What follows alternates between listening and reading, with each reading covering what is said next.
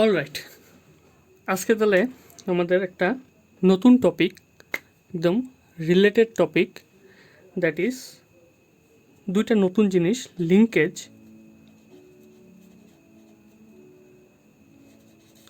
And recombination.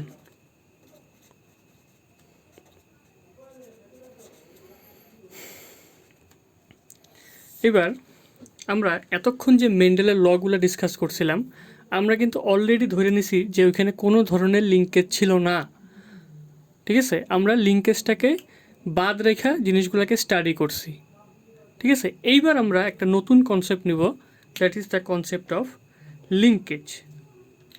তাহলে একটা প্রশ্ন আসতে পারে যে অ্যাকচুয়ালি লিঙ্কেজটা কী জিনিস। সাপোজ আমি একটা ক্রোমোজোম একটা কনসিডার করলাম। সাপোজ দিস ইজ এ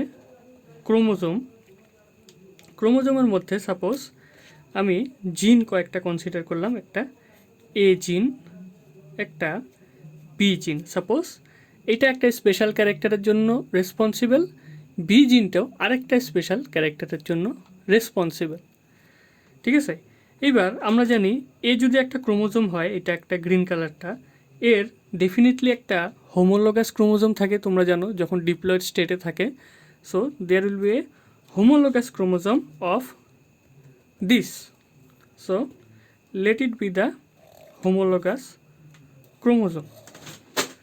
দেন আমরা জানি জিনটা হয়তো একই, বাট অ্যালিলটা মেবি ডিফারেন্ট হতে পারে, এইভাবে আমি ধরে নিলাম। এইবার আমি যদি বলি what is linkage, simply I can define it this way. Linkage can be defined as a tendency of two genes to remain together and inherit together. ঠিক আছে, কথাটার অর্থ এরকম যে এ আর বি দুইটা জিন, আমরা যদি মেন্ডেলের যদি আমি ইন্ডিপেন্ডেন্ট অ্যাসর্টমেন্টের কনসেপ্টটা দেখি, ওইখানে কি বলা ছিল, যেই জিন দুইটা যে কোনো কম্বিনেশন নিতে পারে, কোনো বাধা নাই এদের মধ্যে। তো এরকম যদি একটা কম্বিনেশন ছিল আমাদের, সাপোজ এরকম থেকে আমাদের অলওয়েজ 4টা ধরনের কম্বিনেশন পাইতে পারতাম according to law of TR আসতে পারে, এটা সরি তাহলে আমার স্মল আর নেওয়া উচিত, টিআর হতে পারে, এই টিআর হতে পারে, এই টিআরও হতে পারে, বিকজ এইখানে কোনো ধরনের বাধা নাই, সবাই সবার সাথে এইভাবে কম্বিনেশন করতে পারে। That is the law of independent assortment. কিন্তু আমরা কিন্তু লিঙ্কেজটাকে কনসিডারই করি নেই। লিঙ্কেজ যদি অ্যাবসেন্ট থাকে তাহলে এরকম হওয়া পসিবল, বাট এইখানে কি হতেছে, এই জিন দুইটা সবসময় ওরা যখন এরা যখন ইনহেরিট হবে, সাপোজ এটা ইন্ডিপেন্ডেন্টলি ইনহেরিট হতে পারতো, বিটাও ইন্ডিপেন্ডেন্টলি ইনহেরিট হতে পারে, কিন্তু না, এ আর বিটা একসাথে ইনহেরিট হবে। আর এ আর বিটা যদি একসাথে ইনহেরিট হয় তাহলে কি হবে, দুইটা ক্যারেক্টার একসাথে নিয়ে যাবে নেক্সট জেনারেশনে।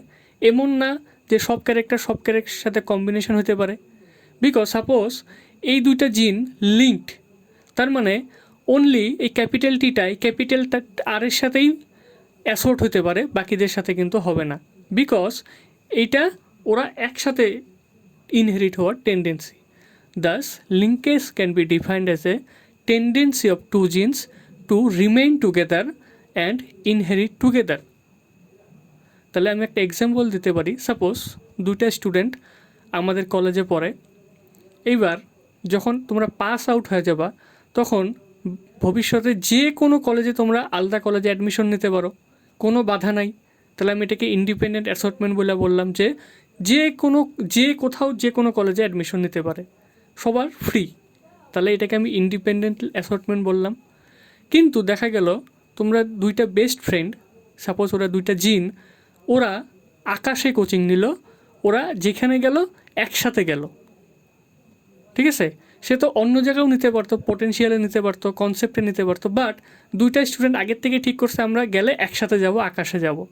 তাহলে ইন্ডিপেন্ডেন্ট অ্যাসর্টমেন্ট, ওই ফ্রি পারমুটেশন কম্বিনেশনটা কিন্তু হইল না। ঠিক আছে, ওরা একসাথে গেল। তাহলে এই যে জিনিসটা হইলো না, অ্যান্ড অ্যাজ ইফ ওদের মধ্যে একটা লিঙ্ক ব্যাপারটা ছিল, লিঙ্কের জিনিসটা ছিল, দ্যাট ইজ ওয়াই ওরা পাশাপাশি একসাথে থাকলো অ্যান্ড একসাথে ইনহেরিট হইলো। This is phenomenon is known as linkage. So it is the phenomenon of two genes where they tend to, মানে ইচ্ছা করে to remain together and inherit together. This phenomenon is known as linkage. And এটাকে কিন্তু এখনও আমরা ইকুয়েশনে ধরি নেই।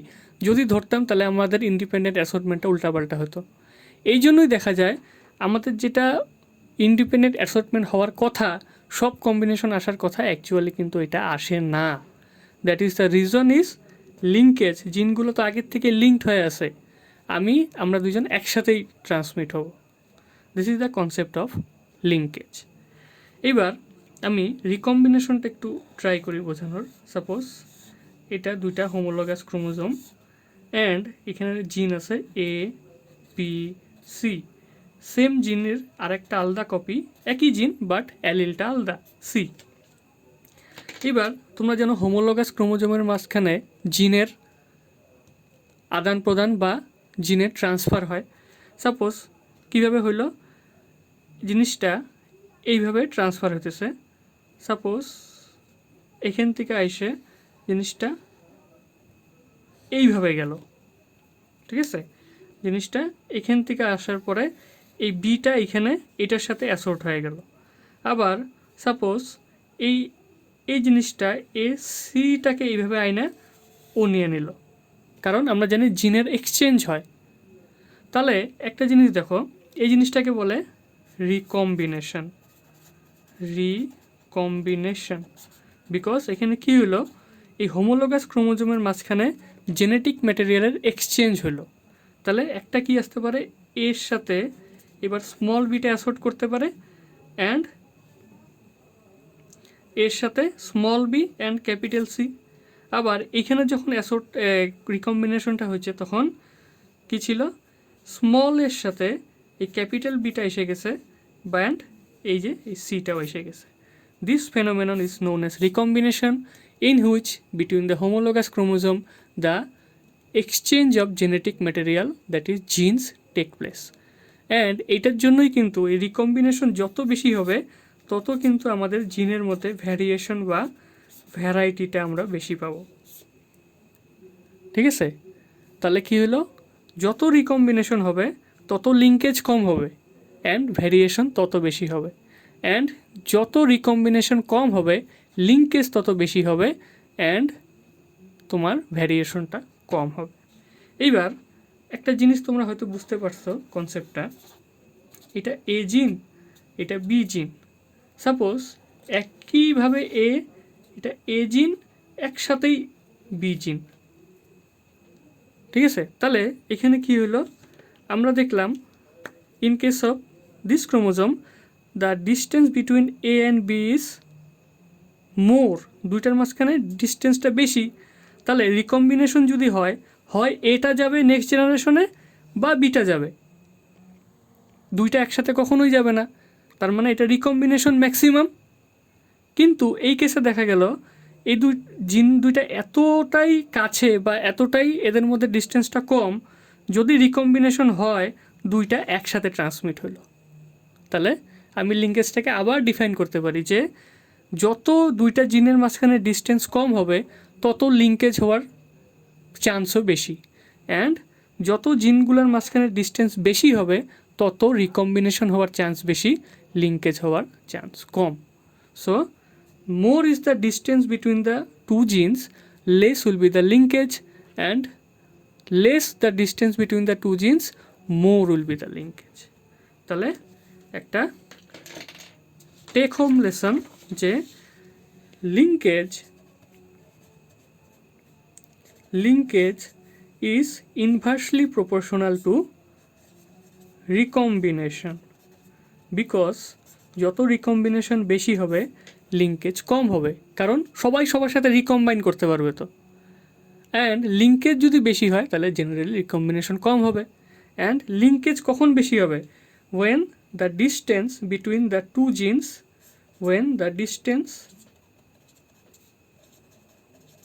between two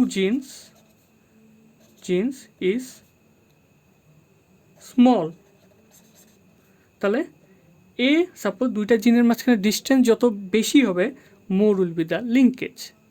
this is why the distance between two genes matters, কারণ ডিস্টেন্স বেশি হলে রিকম্বিনেশনে দুইটা দুই দিকে যাবে, অ্যান্ড যদি ডিস্টেন্স কম হয় দুইটা একসাথে ট্রান্সমিট হবে নেক্সট সেলে।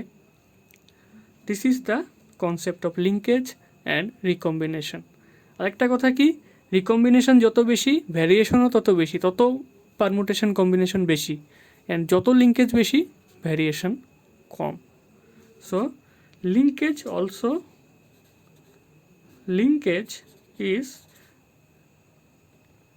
is also inversely proportional to the distance between two genes.